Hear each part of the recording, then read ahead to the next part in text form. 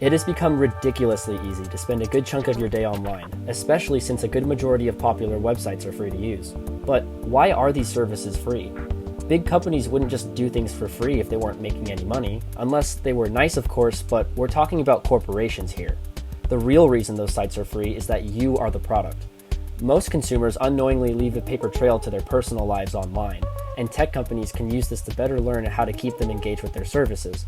But they can also sell this data to other companies to turn a very heavy profit. My name is Ethan Gear, and my data story will discuss the consequences of big data collection and personalization. To begin, let's look at how exactly these companies collect this data. Aaliyah Fate, a marketing professor at Drexel University, finds that, quote, companies are trying to get to know their customers by collecting data on every interaction, end quote. Meaning that every time you interact with a company, you should expect that the company is recording that information and connecting it to you. While the algorithms that govern a company's personalization tactics might not be public knowledge, it is very clear that it in fact works. Let's use YouTube as an example. The more you watch a specific topic of videos, let's say rock climbing videos, and respond positively, you will quickly find more content relevant to that topic in your search feed. This paradigm can be applied to any type of online service for that matter.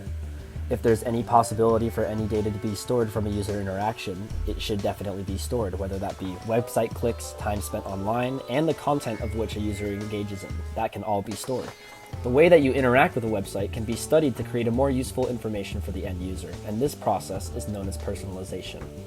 The more data you give a service, the better it can give you relevant content, which this in itself is not necessarily a bad thing, but there are some unintended consequences from the rampant amount of personalization on online services. The lengths by which big tech reaches for data collection is very extreme. If you've ever used Amazon before, you'll quickly understand what I'm about to talk about. Let's say you did a Google search about weightlifting and then you decide to read a few articles about exercise. Then you go browse Amazon and you are suddenly bombarded with a bunch of products relating to exercising and weightlifting. You see, the scope of data collection for most tech companies now tracks the users across all facets of the internet. And companies such as Google, Amazon, and Facebook use cross-website trackers called web crawlers, which can detect things such as web searches or the sites that you visit. This can quickly be turned into data which can be sold for profit. And this is quickly turned and sold to advertisers who want to sell their products to the most relevant consumers.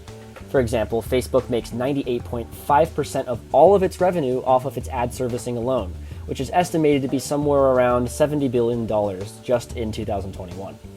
These companies are really just advertising conduits, and their services are simply the side hustle.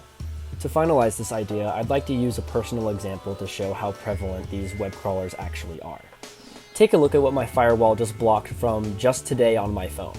The unintended consequence of this is that the trackers that are online do not only steal my personal data, but also processing power, because once I downloaded this firewall, my phone's performance drastically improved. So now imagine how many unnecessary processes are running across multiple devices that don't have any tracker protection.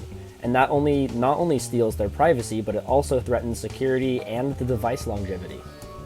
In conclusion, big tech's relentless pursuit of data collection and personalization has ultimately led to the exploitation of the end user's personal data. It is important that we understand how these companies are using and tracking our data so that we can stay informed as digital users. Thank you for watching.